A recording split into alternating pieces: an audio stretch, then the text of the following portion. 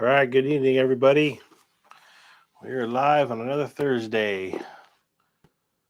So, if you're here joining me for the first time, welcome. My name is Malcolm, and channel covers Sony camera equipment, photography adventure, stuff of that nature. I don't get out as much as I'd like to, but we do what we can. Anyways, today we're just going to be talking about well, a new rumor that just hit the rumor mills, and that's the Sony FX10. So we'll start off with that and dive into whatever questions you guys may have. So if you're in the room watching, let me know and hit me up with your questions or comments or whatever you got.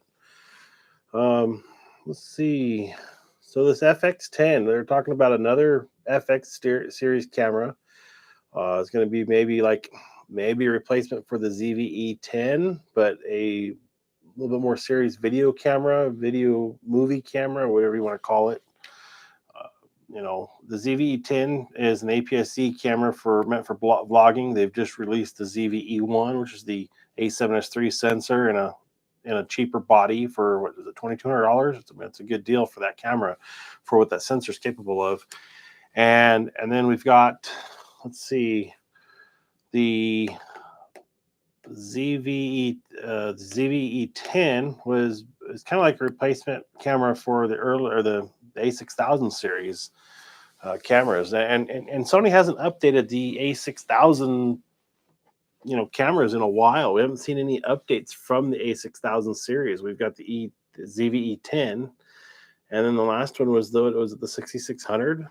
No, we got the 6600 around the same time the 6400 and the 6100 came out, but we haven't seen or heard anything about the new E10s at all right now. So yeah, I mean that's something new we want to hear about. What does it say? I'm just trying to learn this as we go here. I'm trying to see what notifications I'm getting that we're live right now.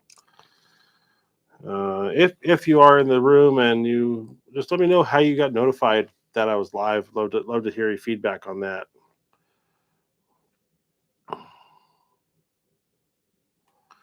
Sorry. But anyway, yeah, so let's look at some of these what they're talking about, this rumor with this new, what is it, the FX10 camera. I mean, this is going to be kind of an interesting camera, I feel. Is it going to be for everybody? Probably not. I mean, if you're definitely want to start filmmaking on a cheap budget camera, it would be, I think, a fantastic option to give you the body of an FX camera. It'll be really cool.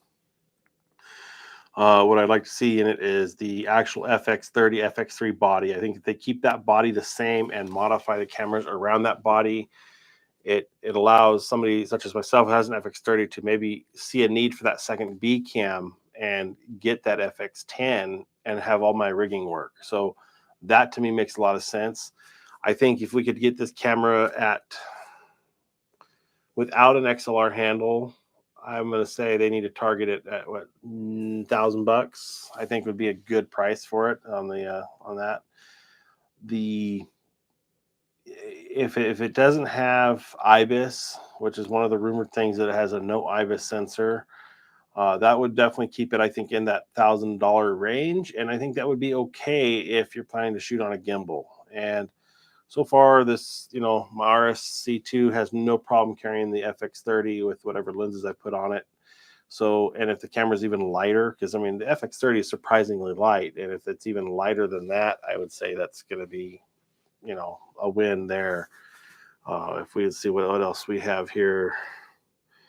They're saying it's going to have a mechanical shutter. Now, that to me would be a huge benefit to the camera, being a hybrid camera for somebody who's wanting to do photography and videography. I mean, if you're doing photography and you have a mechanical shutter, that's one of the lacking things in the FX30, I think, is that they didn't give it a mechanical shutter. I kind of wish it did. I feel like I might try to use it more, but I honestly haven't even tried with the digital shutter yet, so I don't even know if that's the thing that we need to be worried about. I do want to get out and shoot the FX30 with the digital shutter and just see how it does. It's no different than running a silent shutter on one of the upper cameras like the A7Rs, but it should really yield pretty good results unless you're in some like fluorescent lighting, I'd imagine. And let's see, they're saying it's going to be able to have the same processor as ZVE10, but be able to have the 4K 60 APS-C camera. Now, I think that would be very smart. I think if they should have went 4K 60 full frame on the A7 IV, and they didn't. But I think if they do a FX10 and a full APS-C crop, basically everything you get out of the FX30 less the 120, maybe I think that would work. 120, there's been times I've used it with this camera because I have it, and it's nice to be able to shoot it, but you are losing that little bit extra sharpness from the 6K down sample. I don't think you really need it. The 4K footage of it looks phenomenal, but the crop factor on it kind of really sucks and limits you with your lenses. And my widest lens is the 24 that we're working on, and I'm a solid 5 feet from the camera right now. So the crop factor, bringing it up to like 35 millimeter, it definitely affects it, and feel like it's something to think about. I wouldn't want to crop on that 4K 60. Let's see, we talked about the IBIS. So yeah, I mean, it's kind of an unconfirmed rumor. I think I did recently see there's like 5 new cameras slated for 23 or something, or Sony's releasing. That's a lot of cameras. So what else would be coming out? We've got the FX10 is a rumor. I would imagine we would see with the way things are going with the update of the FX3 and not one for the A7S3. At least I haven't heard of one as of tonight. I would suggest that we see an A7S4 hit the market pretty quick, because I feel like that segment's not dead. Like, I know people are saying just buy the FX3, but I see it as a hybrid shooter, even with the ZVE10 or ZVE1. So many ZVEs. Even with the ZVE1 being released, I feel like it's not all there for a hybrid shooting camera. And it does it all, but it's just, I feel like they could, that viewfinder and the body format of the regular mirrorless camera like this R2 would be better suited for somebody who wants to travel light, one camera, be able to do both. And I think that's where the A7S3 body still benefits. And I would like consider myself in the market for that over the FX3 even at this point. I mean, I know both those cameras are getting aged, but if that camera's getting to a point where it's they're getting older, they're almost 2 years old now, they've been out. So if the cameras do release something new, I imagine we're going to see an A7S4 with an 8K capability that's going to blow Canon and Nikon out of the water with their record features, because I feel like they were so delayed getting the S3 out that it was a great camera for a very short amount of time, and then it seemed like they just started pushing all these other products on us, like, hey, what happened to the S3? So I think they're not going to support it, and they're going to release a A7 S4 with an 8K sensor with the same low light capability. That's what I think is going to come down the pipeline. I might be wrong, I don't know, but that's what I feel we're going to see happen. So anyways, if you're here in the room, hit me up in the comments below. Let me know you're here. And I got a live tally here, but it doesn't say that anybody's here. So I'm just chit-chatting to myself. But if you're in the future, welcome. But the other night, it did show me 0, and apparently there's somebody in the room. So you might be there. I don't know. We'll be drinking some water, keep my throat going, because it's dry in here tonight. All right. So next topic at hand we're going to be talking about and dive into here is, where are we at?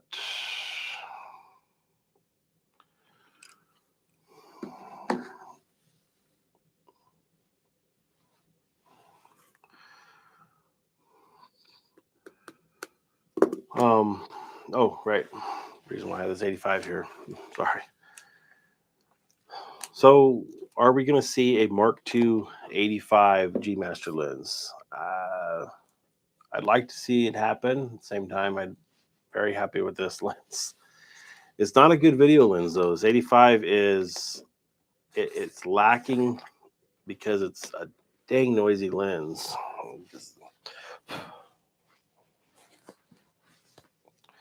And mine probably couldn't sell it for anything because it's got a chip in the dang lens element. It doesn't affect the image at all. You can't even see it. But yeah, I've got a lens chip in it. Let's see if we can catch it on the light here. Doesn't look like you can see it. It's right down there. Yeah. But anyway, yeah, that's an unfortunate accident. I guess was just in the bag. I just put it in the bag and put the lens cap on, and something in the bag chipped it. I don't know what it was, but 85 millimeter. This is my first real proper lens I'd say I bought. This thing was a lot of money. I paid full pop for it. They haven't ever discounted it.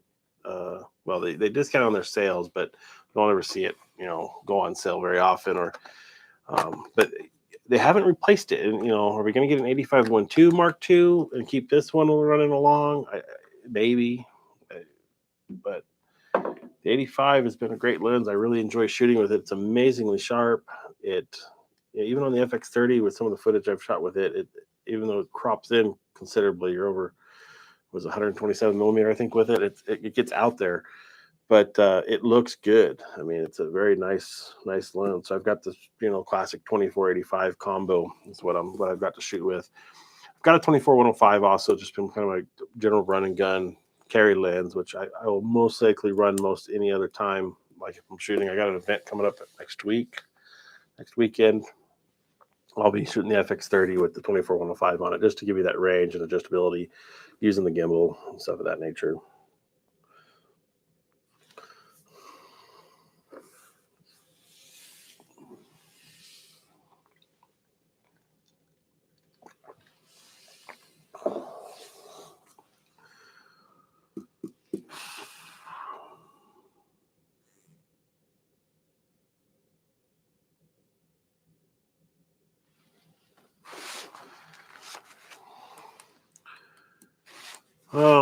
Let's see. What else we talked about tonight? I was hoping to get somebody in here tonight, but doesn't look like it's going to happen. That's all right, though. It's good practice for me just to talk in front of the camera. It's useful. And I get my presence out there a little bit. Trying to grow the channel has been challenging. I know part of it's one, I'm not very consistent on the platform, and I've been trying to fix that and be more consistent. But I'm consistently inconsistent, I guess. I try to get a plan together and get a video out every week, and I've been rushing to get the videos done, and I'm not happy totally with the quality that I'm getting them. I hate making thumbnails, don't like doing that at all. So thumbnails are definitely a challenge, titling, all that. I know all that stuff matters massively, and it's just like it's just not what I enjoy doing. And I like to just get information out to folks and try to help people figure out what they're looking for and help find answers to the uncommonly asked questions that I always have. So, but if I sit down and put a lot of effort into a video, like not necessarily script it out, but really plan it out and do things of that nature, they do well over time. Haven't had much success lately on anything taking off really, really well, other than like product review. And well, it's fun to do a product review. It's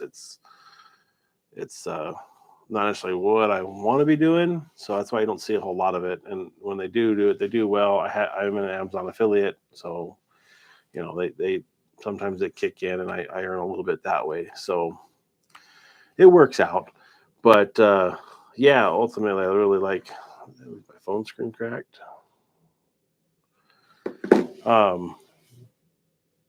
Yeah, it works out to to be worth it, I guess. I mean, I'm not really doing this for the money necessarily, but it'd be nice to see something kick off and be something I can actually afford to do more of and have more time committed to it.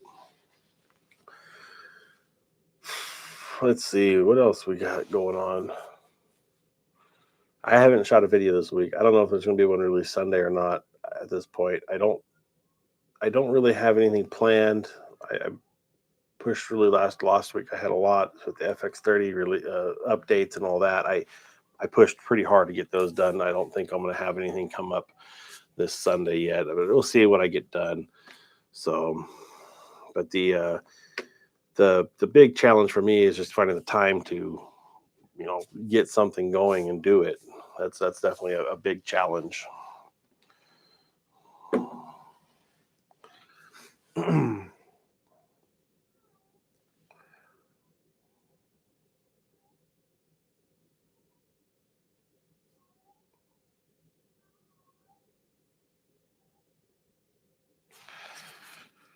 So, anyways, I plan for about see, I'm gonna try to get out to shoot Milky Way this season.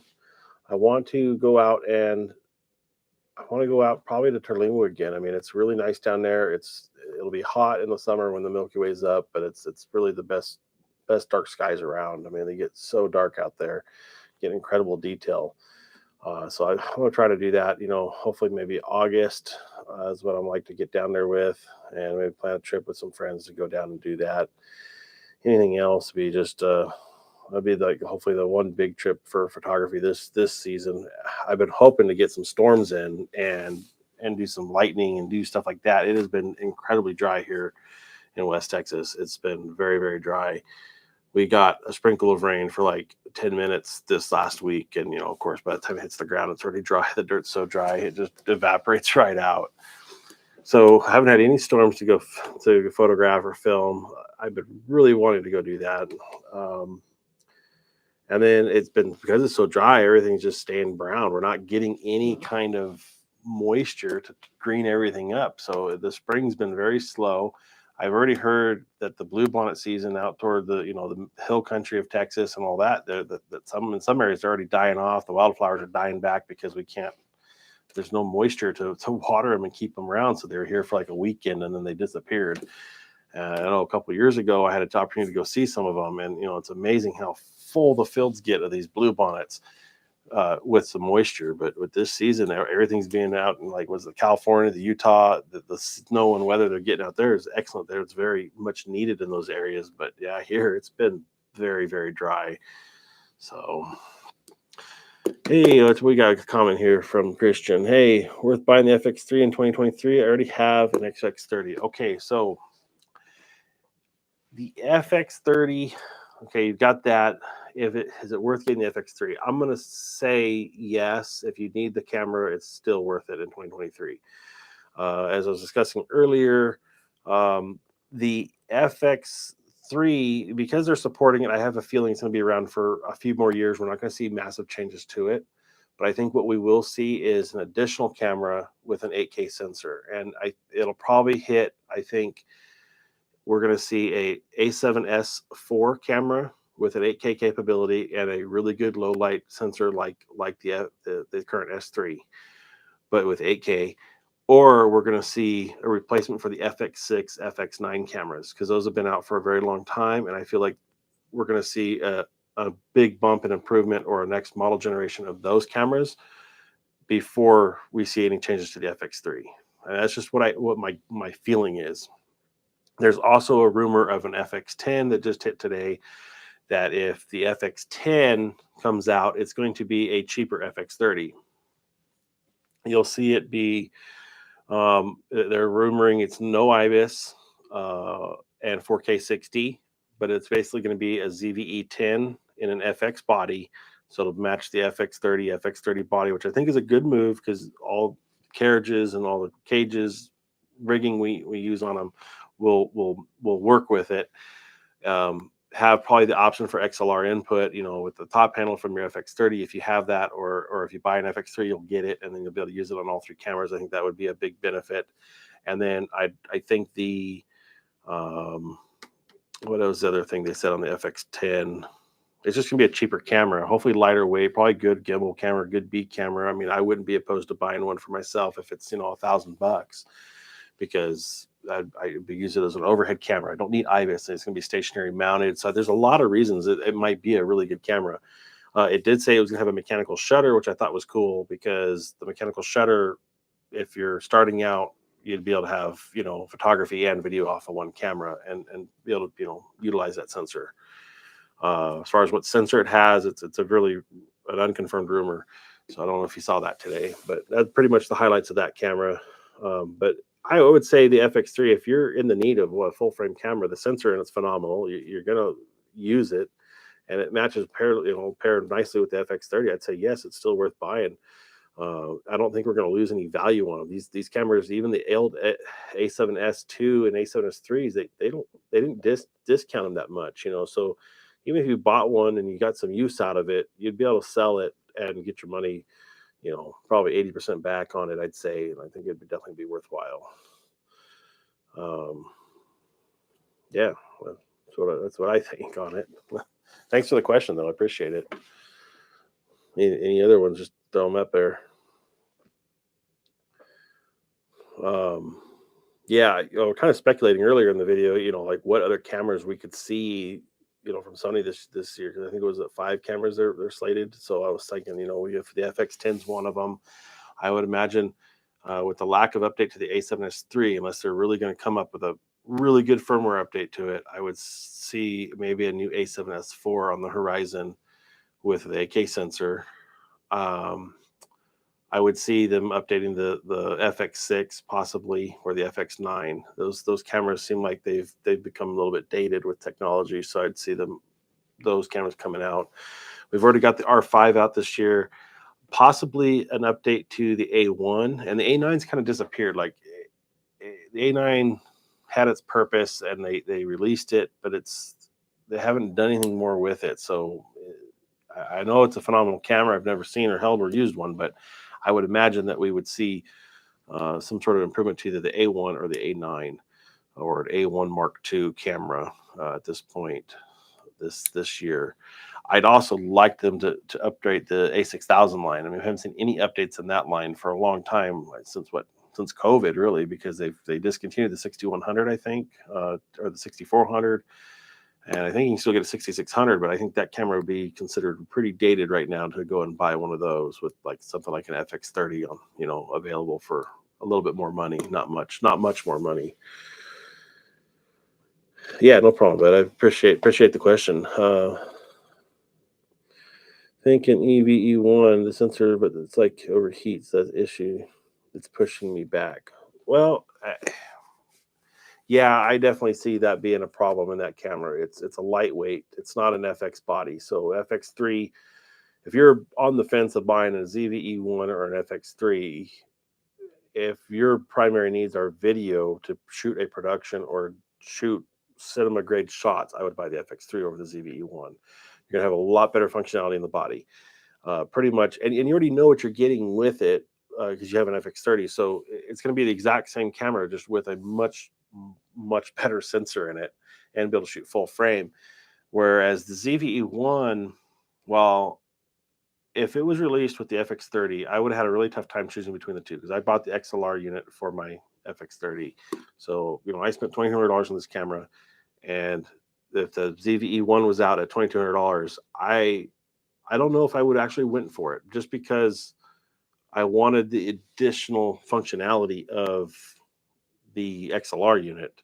I don't think I would have jumped in and bought a ZVE1, even though it's a great price for that sensor. I think used you'd probably be looking at $2,500 for an A7S3, and yeah, it's got some new functions. If they don't update a firmware to an A7S3, it'd probably be the better camera to buy. But I would still choose the FX3 over the ZV1, in my opinion.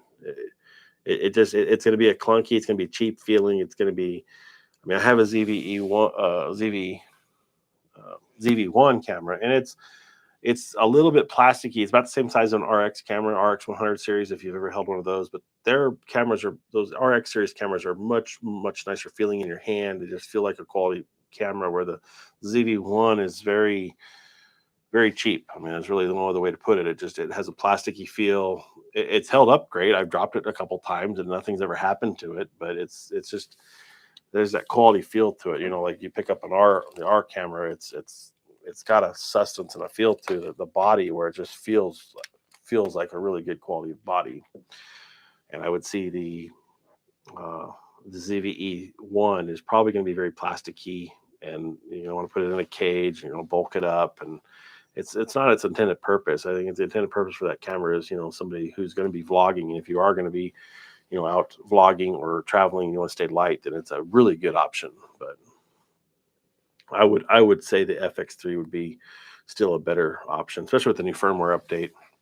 And I feel it's not going to be the last one on these cameras. I feel like they're going to continue to update the FX series. I feel like they're going to run the FX cameras a much longer generation period, as we've seen in the past with the was it the FS5 and FS7s before they went to the FX6 and FX9. Now those were 5 years old now, probably, for those cameras, so they're getting up there in age.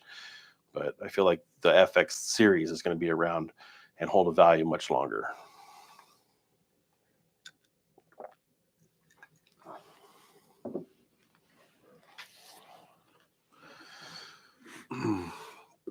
So yeah, I've been wanting to update my R2 for a while, just to have a newer camera, but it's hard to justify when this thing just takes such phenomenally good pictures. It's really hard to say I need to replace it. The only things that the new ones do that this one doesn't is it has, one, the newer batteries. I wouldn't have to carry two battery systems around. That's annoying to me.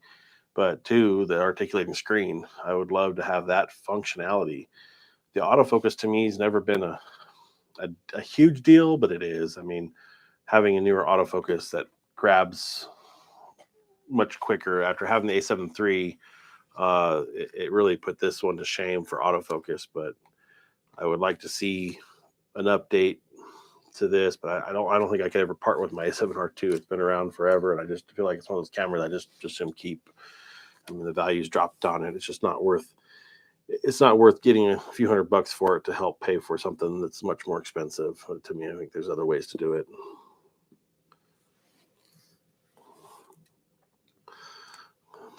So yeah, if you're in the room, got any questions, hit me up in the comments below, or the sidebar, however it works on your guys' end. I think it's a sidebar like I have here. Just ask your questions, ask them away, and I'll see what I can do to answer them, help you out. One of the fun things I've always enjoyed is putting on some of these vintage lenses. I've got let's see, what do we got in here? There's the lens adapter. So let's see, we got this guy. This is the Celestron, the T adapter. This goes onto the telescope to do some stuff through the telescope, so that it just literally mounts this camera. Let's see, let's go here. Let's go to the E-mount right here. Where's the dot? There you are. And then this screws to the back of the telescope, and you can get some shots in the telescope. So that's a fun one. And adapters, where are you?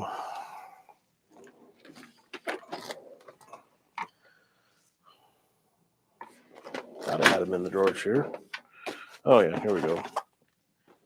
This isn't the one I used, so it's still in the box. But I bought a bunch of these on Facebook one day in like a lot sale. So this is the M42 mount adapter for E-mount. And man, if you're ever at like an antique store or somewhere you want to pick up an old lens, this is kind of old. It's a threaded adapter. You got to screw the lens on this one, but it allows you to pick up these old lenses and use them on this camera, and it works really, really, really well. Hello, Sarah. How are you doing?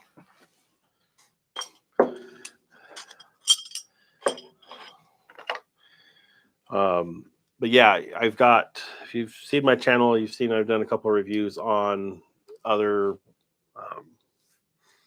other vintage lenses, and one of them is the 400 millimeter, which I talked about in my last live. Picked it up for $12. It's a 400 f5.6 old Takina lens, and it was like brand new in the box. And I had the adapter for the Nikon. It was a Nikon mount lens, and I had the adapter for it. So It wasn't, and it takes some pretty amazing pictures. Actually, I was actually impressed with that, how that lens worked. And then, of course, with something like the R2, it's got IBIS in it. You've got a stabilized 400 millimeter lens, works really, really well. And then the other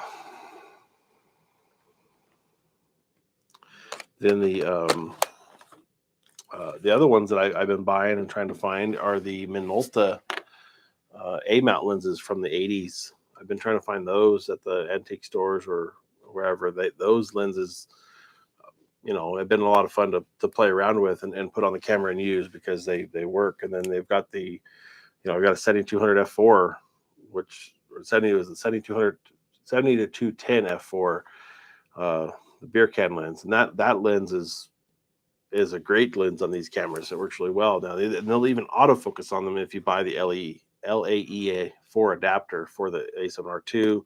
They've got a new one that works on the newer cameras called the LAEA5, and I believe those still autofocus.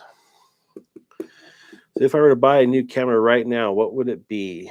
Right now, this second, I'd buy a new R5, A7R5. It's got this cool screen that not only does this, but then it'll do this and flip out and around. So if you're shooting Milky Ways or something on the side or doing panoramic, you'll be able to actually flip the screen out and see it. So that's really cool. It also uses the batteries of the newer cameras, so I can get rid of the 2 battery systems and have only 1 battery system to carry instead of having 2. That would be cool. The camera overall is a lot better autofocusing, 61 megapixels, just a little bit better, newer camera. But like I said, those are like the only reasons why I'd ever want to upgrade from this camera. This camera's going to be around for a while. And not just because I can't afford a new one right now, but I've had it since new, and why get rid of it? It's not worth getting rid of.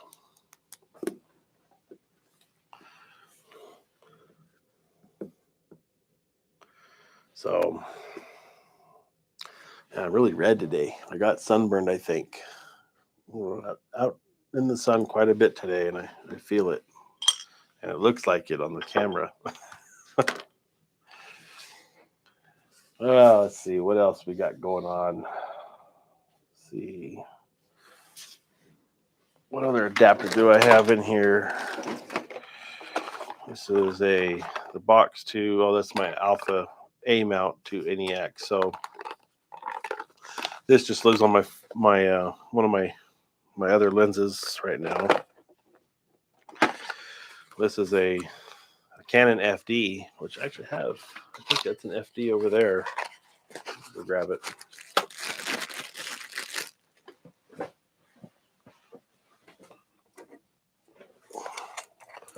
This is old Canon AE1. I think this is an FD lens. Yes, it is an FD lens. Let's get it on there.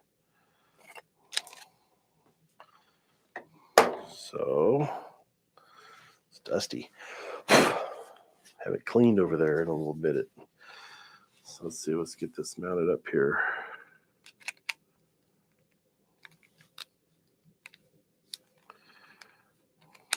So we can get this on here.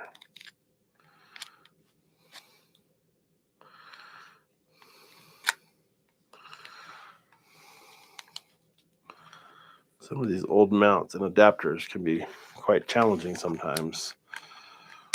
There we go. So yeah, with the adapter, I can run this old Canon 51.8, and then it goes right onto the camera. Turn it on. Yeah, we got a 50 millimeter. I think I'm in crop mode on this thing. Looks like I am.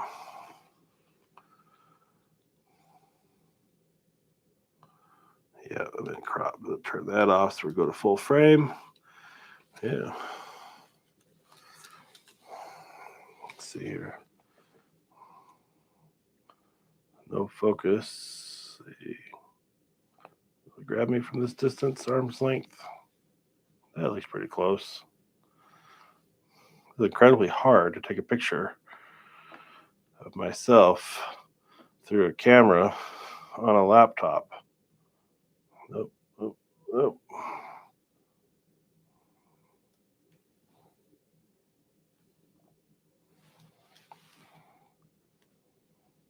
I thought I had it. I think I lost it.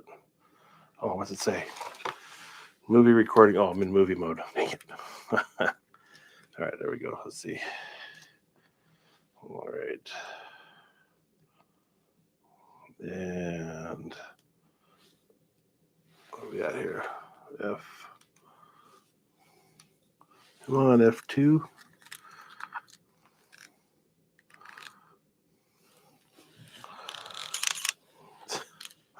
Anyway. Yeah, I mean, it's fun to go out and mess around with these old lenses and try to get it. This is ridiculous trying to get this picture here. There we go. Uh, but it's fun because you can pick these things up on Facebook sometimes for next to nothing, and you get a lens, and you get to go to play photography, or play with the stuff, and go see what you can do and create with an old lens on such a high megapixel camera. And that's one of the things I've enjoyed the most lately is just shooting with these vintage lenses. All right, so Sarah asked, "Do you think the A6000 is outdated?" No. I don't have an A6000 anymore. I've sold mine to get the A6400 at one point, but I feel like it's still a great camera, and they're still holding their value. I mean, I've seen them selling for more than I paid new for it. They still go for 700 to 1,000 bucks with the two lens kit. It's crazy what they get for them. But the A6000 is just where it kind of all started with for me, especially because I had the A3000 originally, but then I got the A6000. That just opened you up to the more modern technology that the cameras had, and all the what do you call it, the autofocus. The autofocus out of the A6000 is phenomenal, and I still think it's still one of the best cameras they've made. And I think it's, you can find one cheap, and they do show up cheap on Facebook. They're worth buying still.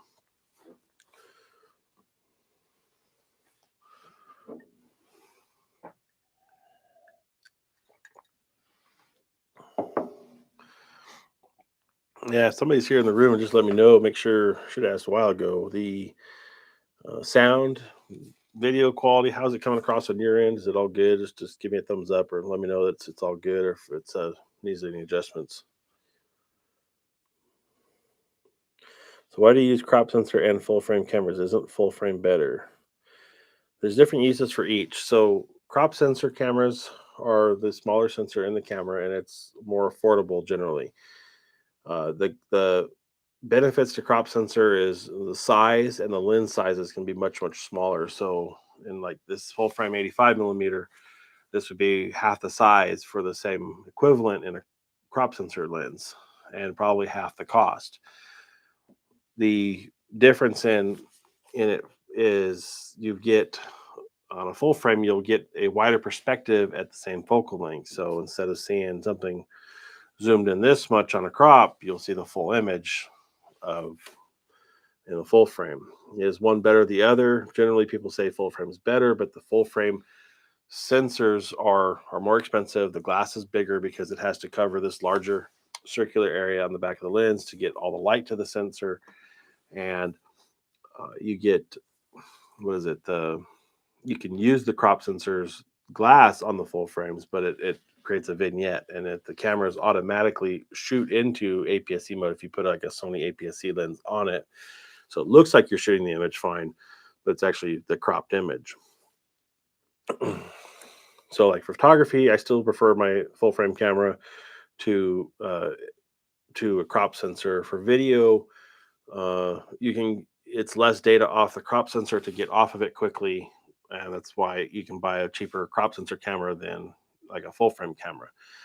Some of the big benefits to full frame though is like the blurry background. It's you get less of it on a crop sensor than you would if it was on a full frame camera, because that field of view, there's a distance scale, and how where the focal point is in your image, how blurry it gets. So you get better bokeh in the background with a full frame than with maybe a crop sensor. But with good quality glass, crop sensors can look really good.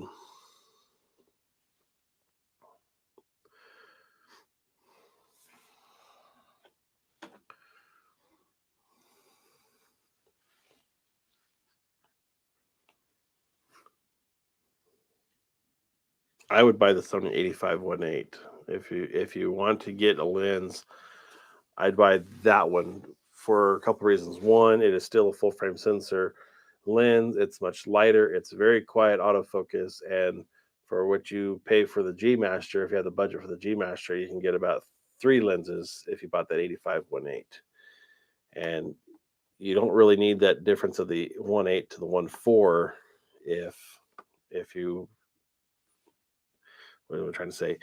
If you have a 1.4 lens, you're going to get, a little bit more bokeh out of the background. It'll be better in low light, but it's negligible next to the 1.8. It's not that big a difference to what you'd be doing, and then you'd have the functionality of multiple lenses.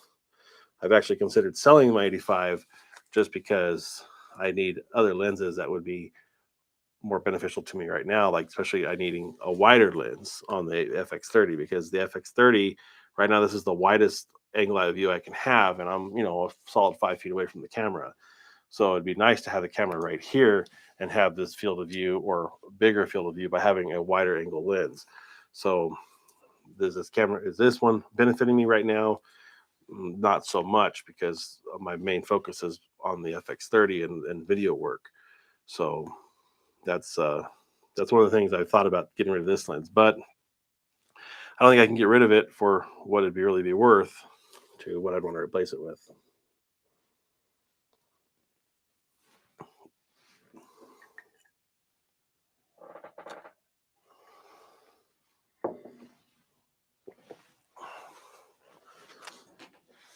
If I can find some really wide angle old vintage lenses, I'd like to try those. Problem is, you just don't get the autofocus functionality out of them on most cases. And if you're doing gimbal work with anything like that with video, you need that autofocus to be working and work quickly.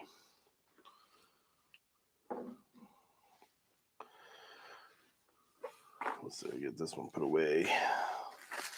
42 adapter. What's this box? 42.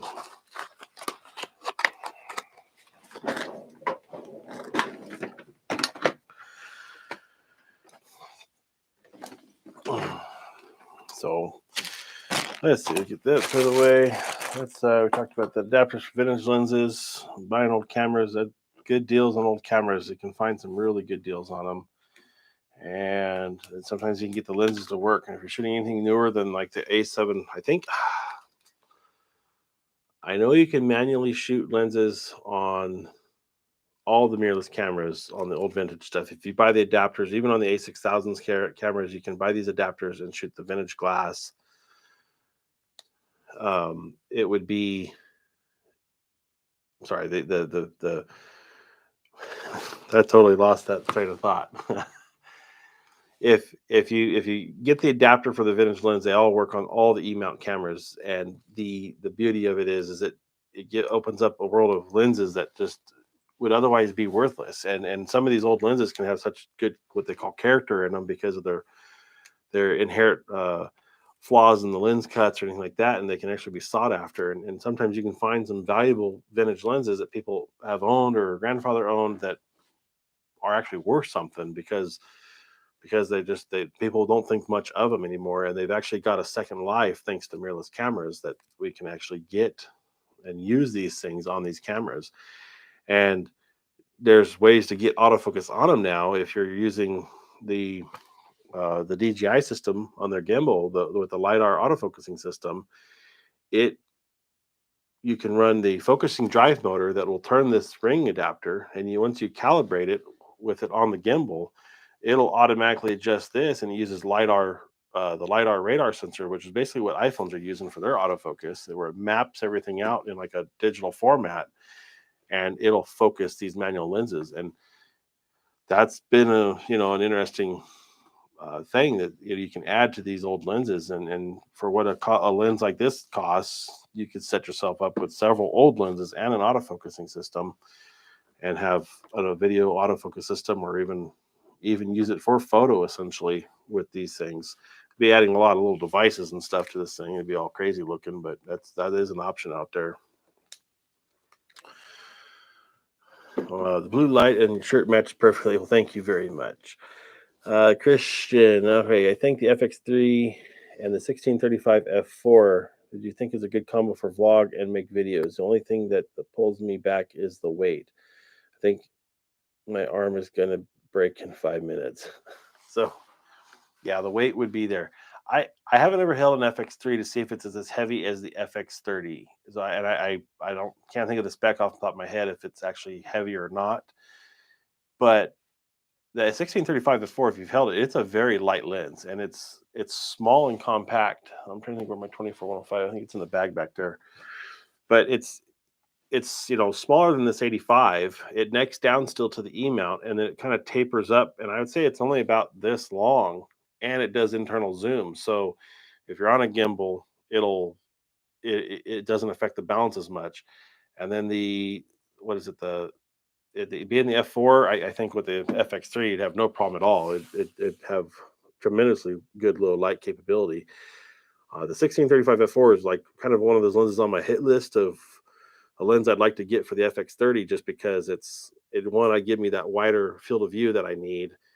But with the FX30's poor low light performance, I've been leaning more toward maybe buying the APS-C lens, which is also half the price, either the 11-1.8 or the 15 one. I think it's the 15-1.4G lens that they made for the APS-C. So smaller, lighter lenses, and half the price of that 1635. But they also make that 10-20 for the FX30, which I think would be, it basically is the equivalent to that 1635. It's 15-30 instead of the 1635. But it'd be something wider that definitely give me that extra width that I'm looking for compared to the 24 millimeter we're shooting on. But I think on the FX3 full frame 1635, I think that would be a fantastic combo. As far as vlogging goes, get yourself this handle right here. Let me grab it.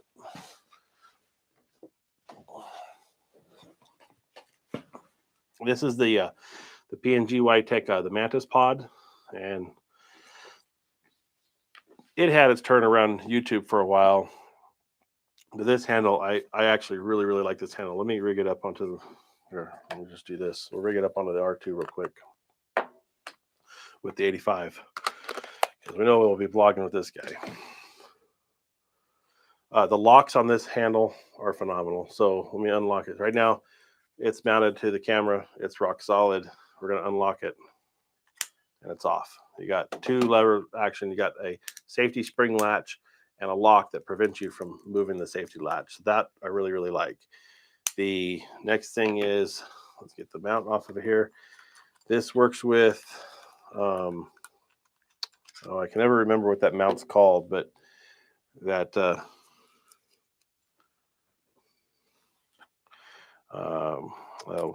it's the common one, the same one the FX30 cage has. I don't know why I can't think of it at this moment, but anyway, it fits directly under the my cage on the FX30. And then let me go ahead and screw this on the R2 real quick. Now, while this gets very heavy very fast with this 85 on here, this handle makes it pretty tolerable. So it clips in, we lock it. Oh, I got to tighten the mount more. Let me get my tool.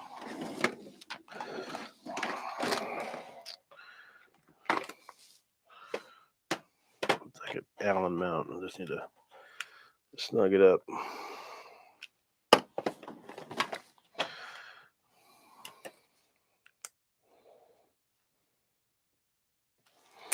Okay.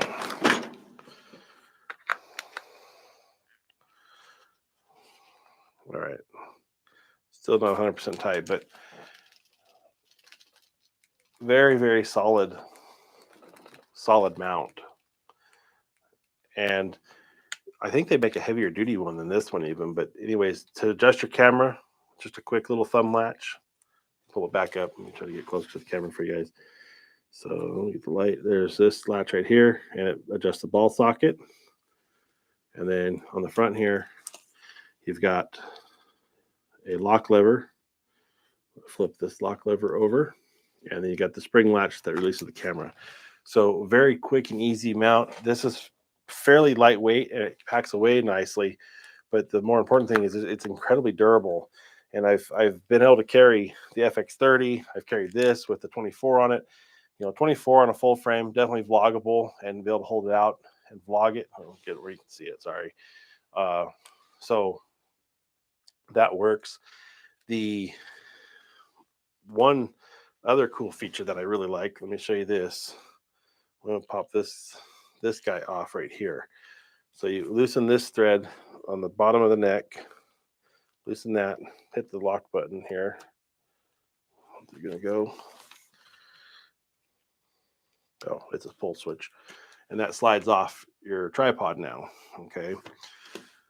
On the tripod, we got this little cover here. We're going to flip it open, and then we're going to switch this around. This thing opens up one way or another. Let me get this. Come on. Oh, this one right there. And then we go one more. We got to move this. One more. So now we've got this setup, and this latches in to here. We lock the wheel back down. We adjust our camera. And now it's even heavier because you're going to hold it out even further, but it gets that much further away from you. With the 24 millimeter on the full frame, I really do like this position better. Yes, it gets heavy quick, especially this 85. I don't think I can vlog very long like this, but it's a very, very solid mount, and I like it for that. So if you're wondering about what to get for vlogging, the 16, of course, you can hold it much tighter like this on the 16 millimeter and talk to the camera, or put it back to its normal mode. Let me get it back here real quick.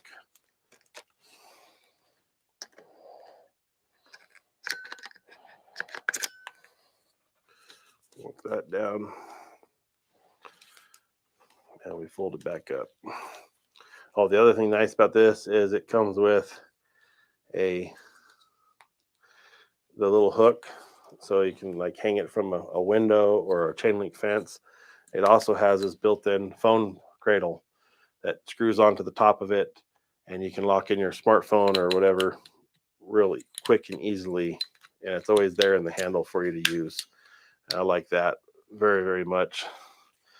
All right, we'll close that down. So we got a button here that folds our handle to a couple different positions on this side, and then you've got a center button that rotates that handle so we can go up to straight. Like I said, we need to make an adjustment, loosen it, square up your camera, and there you go, you're ready to go. So yeah, this is the PGY Tech Mantis Pod. Link is in the description below. If you're interested in that, that would be highly appreciated if you use the links. But that works great for vlogging.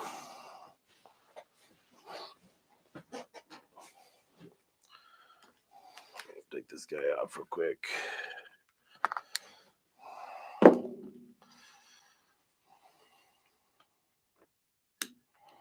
And it opens up as a tripod. You got a low slung tripod. We can rotate this. We got a high tripod. Rotate that back up straight. And then the other cool feature is, of course, this cradle here. We rotate our neck up. We rotate this back, and you've got a kind of a vertical stand that'll sit on a wall. Let's see, do I have anything you can go on to?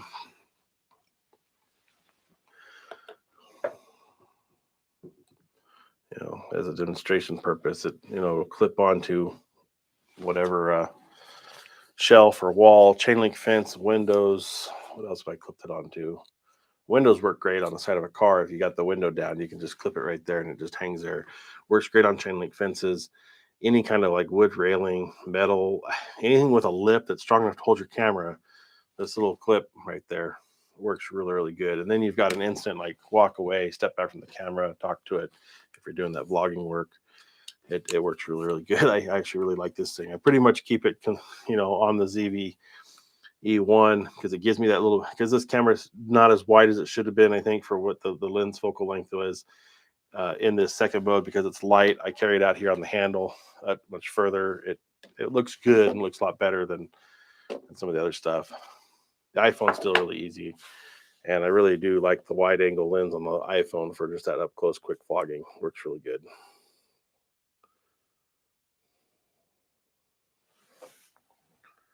Close that back down.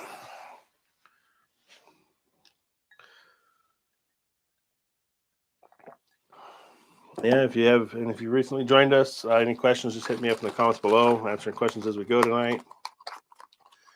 So let me know you're here. Let me know if it sounds good.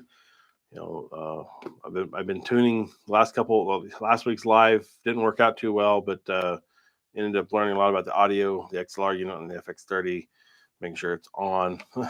Otherwise, it goes to default on the camera microphone. I found out.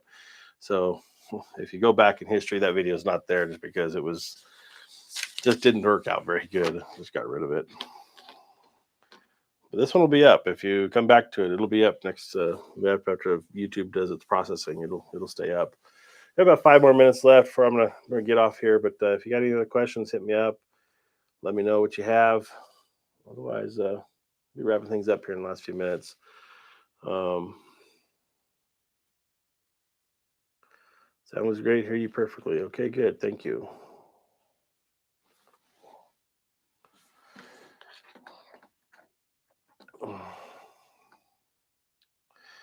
Let's see. I guess in the last 5 minutes here, without if there's no other questions, I'll tell you about that gimbal back there and how it took a slap to the ground pretty hard during a wedding. So, anyways, had the A7 III and the 24-105 on that gimbal, and I was outdoors at a wedding up in Idaho. And I was outside the building, and the couple were getting married inside a doorway arch. And I decided I needed to be inside, and it had rained all day. So I went running around the building, and I hit these slick railroad ties, and I knew them there, and I saw them. And it's like in slow motion in my mind, in my memory, like, those are slick, don't step on those. So I went to go step over them. Somehow I hit them, and like in an instant, gimbal in hand with the camera, it slammed right onto my shoulder, onto my arm, knocked the wind out of me. Ceremony's happening inside the reception. And I was like, oh, it took me a second to realize what had happened. I get up, check the gimbal's just flopping around which way it could go. The A7 III, the car door popped open, but it was fine. It was in its cage, didn't take any impacts, and the lens seemed fine. So I got the camera off the gimbal as quick as it got back inside, was filming, still trying to catch my breath because I had knocked the wind out of me and was bleeding a little bit on my arm. I had long sleeves on. It was bleeding through the long sleeve. But it pretty much destroyed the gimbal. It actually still worked once I got, tested it. It actually worked still, but it didn't sit level. It kind of had some issues sending the DJI. That's a whole long story for another day, but got it fixed, got it back. And then the 24-105 ended up having damage to the focusing ring, and where it cups down into the body here, it actually got a chinger somehow, some way. And I went to turn it a couple weekends later at a shoot, and it was really grinding. And I was like, oh shoot! But it worked fine in autofocus, just not as well in the manual focus. So I ended up taking the 24-105 apart and grinding it and hammering it and fixing it. It seemed like it worked out pretty good there. Going to buy the Manus. Seems cool for the camera setup. Thanks again for all. Big cover from Argentina. Well, thank you very much for stopping by from Argentina tonight. I appreciate it. And yeah, check that thing out. It works really good. I'm happy with it. It's a costly little guy sometimes, but it's the quality is there in it to justify it. It's way better than a Joby pod or whatever those things are with the little, multi-positional ball feet. So definitely like using those. Yeah, well, thanks for coming by tonight. I appreciate having you all here. Thanks for sticking around and watching. Try to do this right now. It's going to be every Thursday nights at 9 o'clock. Analytics tell me it should be at Sunday at 11 a.m. I don't know if I have that kind of time for middle of the day, but maybe we'll give it a shot this Sunday, maybe if I'm around. I don't know yet. But anyways, keep an eye on the community tabs for any updates. Somewhat active in the Facebook communities on the cameras if you're in any of those groups. And otherwise, that's all I got. So, Happy Clan, thanks for the show. Well, thank you for being here, sir. And that's about it for me tonight, guys. Any last call ups? I'll keep it open for another minute. Any last questions?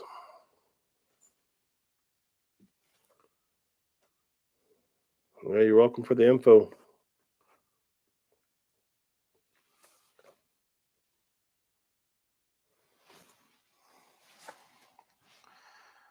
So we'll close out while I wait for any other comments. I'm just going to close out and start putting some stuff away. So nothing else. Good night. Thanks for watching, guys. Appreciate y'all. And I'll see you in the next video.